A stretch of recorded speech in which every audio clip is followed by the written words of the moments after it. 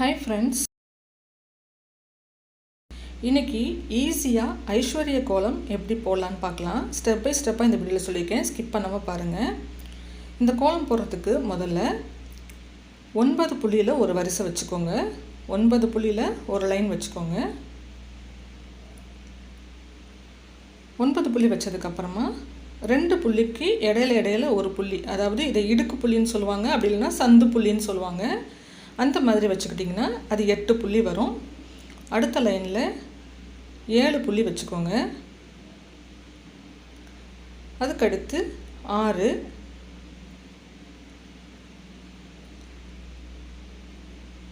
அடுத்ததாக 5.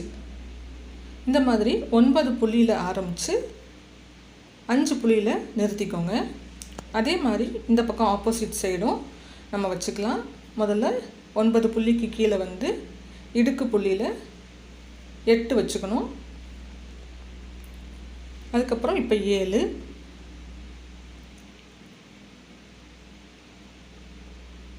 ஆறாவதுல 6 புள்ளி உள்ள லைன் வைக்கிறோம். இப்போது 6, அடுத்ததாக கடைசியாக 5.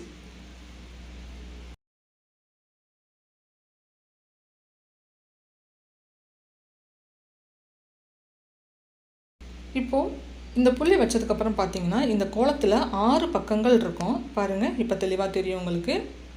6 சைட்ஸ் இருக்கும். இதில் அந்த ஒவ்வொரு சைட்லேயும் கடைசியில் இருக்கிற புள்ளியை மட்டும் எடுத்துருங்க. பாருங்கள், எந்த புள்ளி எடுக்கிறேன்னு தெரியும். ஒவ்வொரு சைட்லேயும் இந்த கடைசியில் இருக்கிற புள்ளியை எடுத்துட்டா உங்களுக்கு கோலம் போடுறதுக்கு ரொம்ப ஈஸியாக கரெக்டாக வரும்.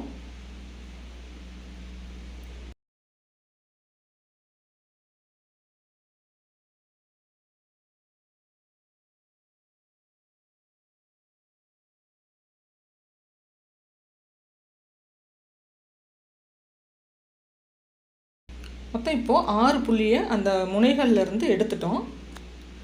எடுத்துட்டு சென்டராக இருக்க புள்ளியை முதல்ல மார்க் பண்ணிக்கோங்க. அந்த புள்ளியை சுற்றிலும் நமக்கு 6 புள்ளி இருக்குது பாருங்கள்.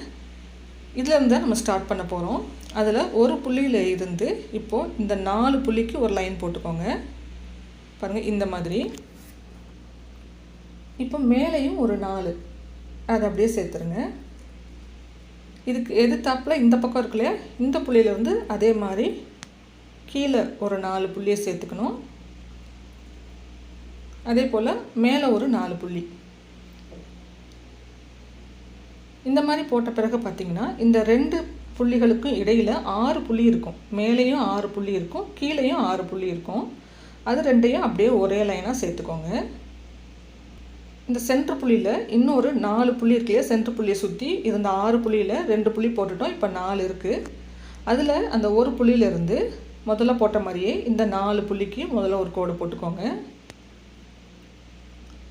அதே போல் அங்கிட்ட ஆப்போசிட் சைட்லேயும் ஒரு 4. இதுக்கு நேராக இந்த புள்ளியிலேருந்து கீழே ஒரு 4, இந்த பக்கம் ஒரு 4. இது பார்க்குறதுக்கு ஒவ்வொன்றுமே ஒரு சிலிண்டர் மாதிரியான ஒரு ஷேப்பில் கிடைக்கும். இப்போ இது ரெண்டுக்கும் இடையில பார்த்திங்கன்னா நம்ம முதல்ல போட்ட மாதிரியே 6 புள்ளி இருக்கும். அது அப்படியே ஒரு நேர் வரிசையாக சேர்த்துக்கோங்க. இப்போது சென்ட்ரு புள்ளியை சுற்றி மிச்சம் நமக்கு 2 புள்ளி இருக்குது. அதில் திரும்ப அதே மாதிரி அந்த நடு புள்ளியிலேருந்து 4 புள்ளி சேர்த்துக்கணும். இப்போ இந்த பக்கம் ஒரு 4, அதே மாதிரி அதுக்கு ஆப்போசிட்டில் இருக்கிற புள்ளியிலேருந்து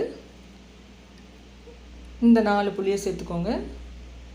அடுத்தது அதுக்கு ஆப்போசிட்டில் இங்கே ஒரு 4 புள்ளி இருக்கும். இது ரெண்டையும் சேர்த்த பிறகு இது ரெண்டுக்கு இடையில் இருக்கிற 6 புள்ளியை ஒரு கோடு போட்டு சேர்த்துக்கலாம். இப்போ பார்த்தீங்கன்னா இந்த இடத்துல 7 புள்ளி இருக்கும். இந்த நேர் வரிசையில் 7 புள்ளி இருக்கும். அது அப்படியே ஒரு முக்கோணம் மாதிரி போட வேண்டியது தான். பாருங்கள், இந்த 7 புள்ளி அப்படியே 3 பக்கமுமே 7 புள்ளி இருக்கும். அதை அப்படியே சேர்த்து ஒரு முக்கோணமாக போட்டுருங்க.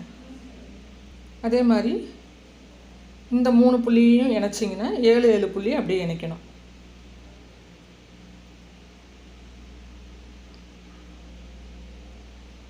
அவ்வளோதான். இப்போ நம்மளுடைய அழகான ஐஸ்வர்ய கோலம் ரெடி ஆயிடுச்சு. இதை சுற்றிலும் நீங்கள் ஐஸ்வர்யம் அப்படின்னு எழுதிக்கலாம். நான் எழுதிட்டு உங்களுக்கு காமிக்கிறேன் பாருங்கள். இந்த மாதிரி இதை வந்து பூஜை அறையில் போடுறது ரொம்ப விசேஷம். இது ரொம்ப ஈஸியான மெத்தடில் சொல்லியிருக்கேன். ட்ரை பண்ணி பாருங்கள். இந்த வீடியோ உங்களுக்கு யூஸ்ஃபுல்லாக இருந்தால் கண்டிப்பாக ஒரு லைக் கொடுத்து ஷேர் பண்ணிவிடுங்க.